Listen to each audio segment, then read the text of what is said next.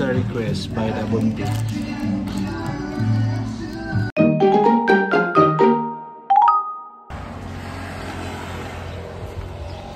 Hi vlog, welcome to my guys. Karong adlaw day kay mga tumigbutuan ni Lisa kay schedule niya sa iyang pelvic ultrasound. Nagsayo mig mata kay para makasayo pun migikan kay basin daghan pud ang nagpa-appointment. Good morning, Boros. Good morning, Rose. Anong po ka mo ato, ma'am? Ato na po tagbutuan. Shopping na punta. Ay, di taxi BO. Shopping. Shopping na po.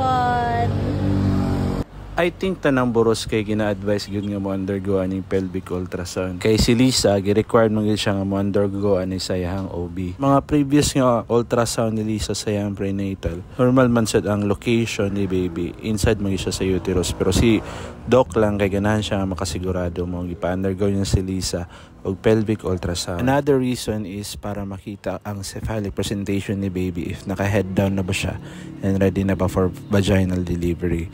And also, para may balaan kung ang amniotic fluid ni Lisa ay sakto ra ba or kulang inside sa uterus. Sakto ra sab nga nagsayo gimig anhi din ni sa butuan doctors kay ubay-ubay man sa day ang nagka-appointment karong adlaw.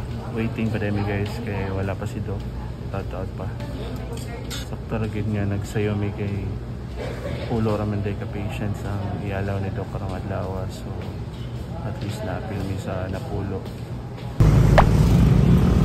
Hi guys, patsa tag lunch kay wala pa si Doc gyapon.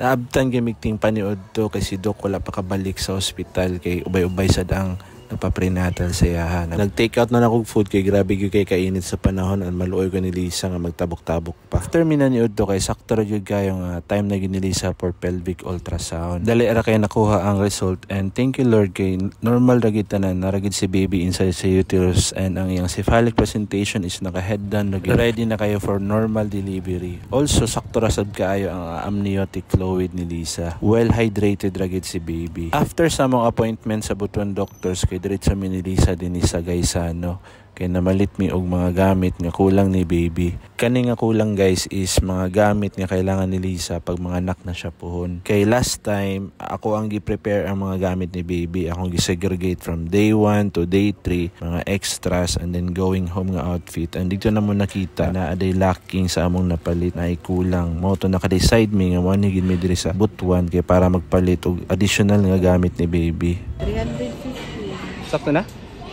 Kulang pa man. Sakto na, wala tayo ba yan? Wala na ba?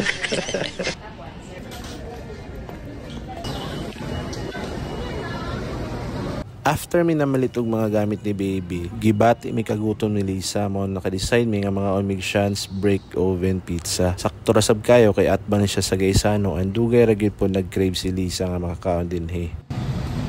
Break oven.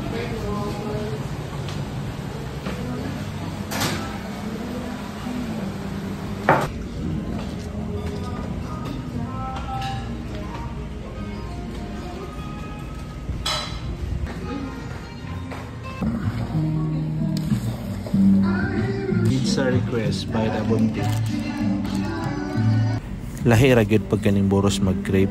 Pero in fairness mga bay, lami gini nilang pizza din sa Shans. Sulit ra sab kaya ang inyong gibayaran. Until din here day ang vlog guys. Bye bye. Uli na mi.